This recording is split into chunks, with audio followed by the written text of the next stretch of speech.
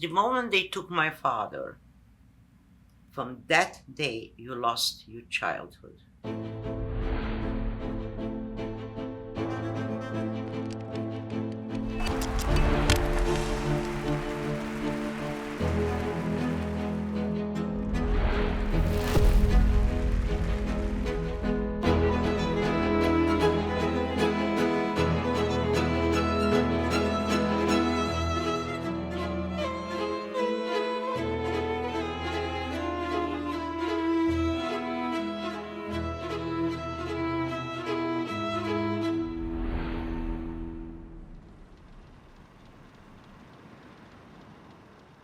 My earliest memory is with my family, my ponies. They matched the pony to my Alfred, having a big toy room. Very spoiled, little 3 to 4 years old. My father, he was rich, owned farmland, he spoke 14 languages. He traveled the world. He was an intellectual. Was like the Italian would say, dolce far niente. So sweet, incredible.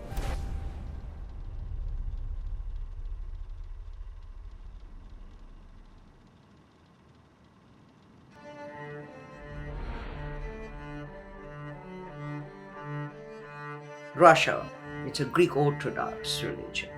And in the Greek Orthodox church, there are no benches. People stay in their feet. And you pray to the icons. When you kiss the icons, it's very submissive. On the difference between Catholic and Greek Orthodox, it is the Catholics live with love of God, where the Greek Orthodox Church tells you the fear of God. So they are all the icons what the people prayed in the Greek Orthodox religion. When Stalin and Lenin, they did the same thing. Their pictures, portraits, become the icons. So they took every icons away from the closed churches. And they don't know are the new icons. Was a new religion. In 1944, the war ended in Romania. The Russian army came in and started a communist movement. So the whole thing changed. They are totally afraid of intellectuals, writers, doctors.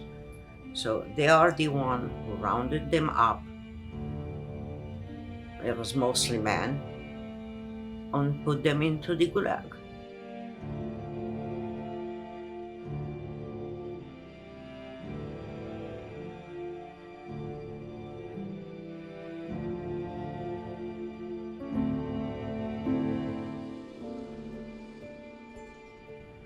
All I recall when they take my dad away and they put a pair of shoes in my feet of my brother, when they take out from this home we lived to a house with dirt floor with a haystack. No electricity, no heat, no floors, nothing. When you learn to grow up in that pair of shoes,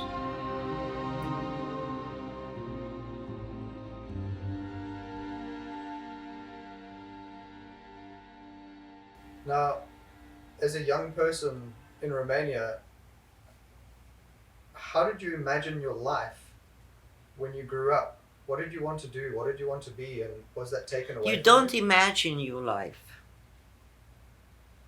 You just live it. You live what it is. You don't imagine anything. The only thing you imagine that you'll have your dad back. The only thing you imagine.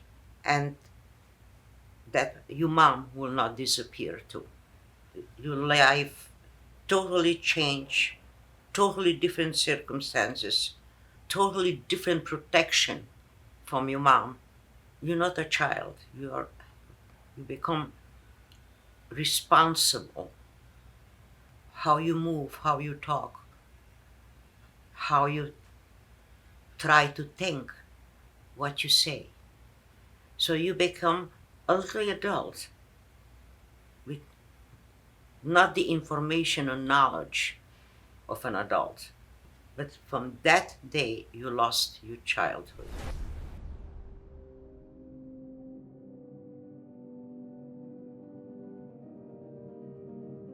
My mother was a lawyer and she was not allowed to practice. And my brother, who was in fourth grade, he was told that he cannot go to school anymore. He learned to read and write, and that's it, because he is a bourgeois child. In one day, a gentleman, he found out what happened to my father. He came, looked my mother up, and says, "This is Mr. Kratel, where Dad used to bring the Lipizan horses shows at his arena." And he said to my mom, says, "You should come with us in the circus. So you can sell tickets. We traveled from town to town. They don't know who the kids are. Chaba, my brother, can go to this town into school, and they can start to be little performers. But the circus performers who play with their life, they are the most honest, sincere. They were the only ones that we trusted. And in those days, there were other people who are hiding in the circus. The circus was a place to become invisible. We are 11 kids in the circus. So that was our gang.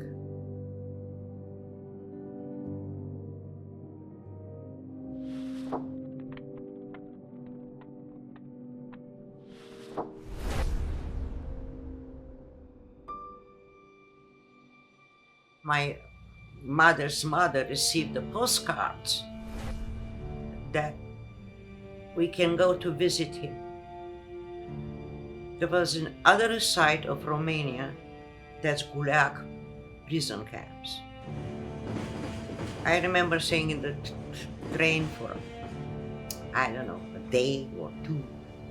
When we got there, where they said my father was, so there are thousands of women with bags on children. Early in the morning, you saw far away a caravan of half-naked men, with their pitchforks, walking. Many women jumped up. They think they recognize their husbands, their fathers. They bring them first to work, and then they will allow them to see them.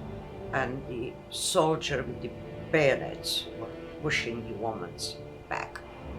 They started an alphabetical order to call people to go to, allowed to see their loved ones and to give them that bags. My father's name was Briar Caroy. They don't call. So my mom asked, what happened? He's still alive, he's dead. So he has a very bad behavior. And because of that, we brought him to a different prison camp, which is much harder than this. That was probably about 6 kilometers from that prison camp. We got into the car, go towards this camp. There were tripods, and there were soldiers in it. And they started to shoot, to stop. Mom took us out, put me in the front, my brother in the back with the barrel of bags, marching and say, go. They don't shoot children. The mama said, they don't shoot children. Mama says, go, you go. As you walk, you see hanged people with a note. If you try to escape, what happens? And my father recognized us.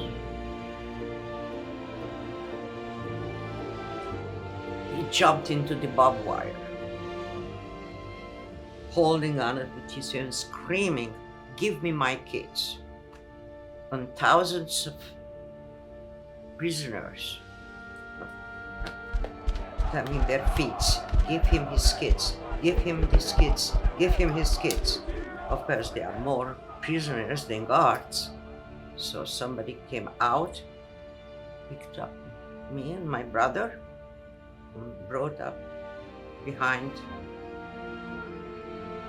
the barbed wires. And my father was bleeding from his hands, from his face. My mother screamed behind, "Don't cry." On many things that you hear as a child, up to today, I can have tears in my eyes. I cannot cry.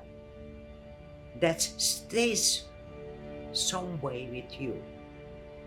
I still have some nightmares with the blood in my face.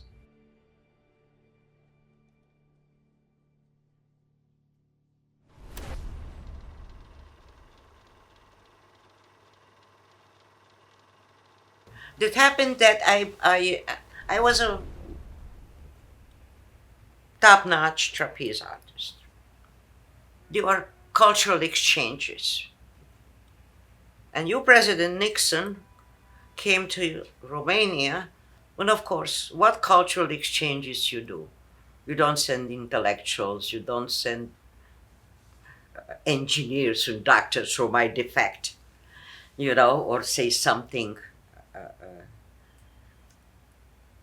to circus performer. So Ringling Brothers saw my act and wanted to buy it, and they did, and that's how I came to the United States. I performed with Ringling.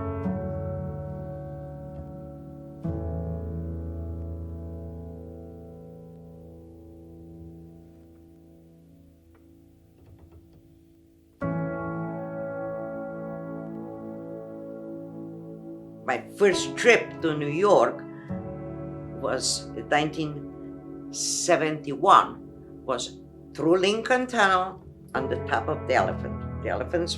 Cars were parked in New Jersey, so they asked if we want to do it. So I said, of course. So that was my first trip on Lincoln Tunnel, and the Elephant and Targa.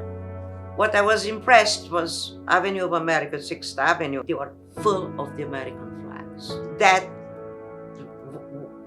felt so good. That feels so good. My mom, she taught us how to survive, that you have to censor yourself, that you cannot say everything what you feel. You cannot say everything what you think. Older you get, more you censor yourself. What you say, what you couldn't, what will happen if you say it. Probably I'm 50% what I could have been if I would not have that problem in my mind, in my brain. The worst thing, I think, to grow in your full capacity, it's censor. Founding father were great. Freedom of speech. I think everybody should take a United States citizenship exam. When I give the exam, it was like almost an hour. I was so afraid that I would screw up something. And I tell you, I studied for 1 year. And I still have the United States Constitution. Many times I give it out to some young people. Read that. Read that. Because you are the people. We the people. You're the people. Do you think that we still have freedom of speech today? Don't kidding me. No. But I have the strongest feeling that parents and young children, young people, should fight for it. Make sure. What was the name of the American that says, I don't like what you are saying, but I'll defend you to death? to say it.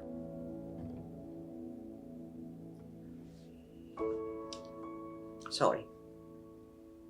Why you apologize? Because I went through in my life. For you guys, it's something new.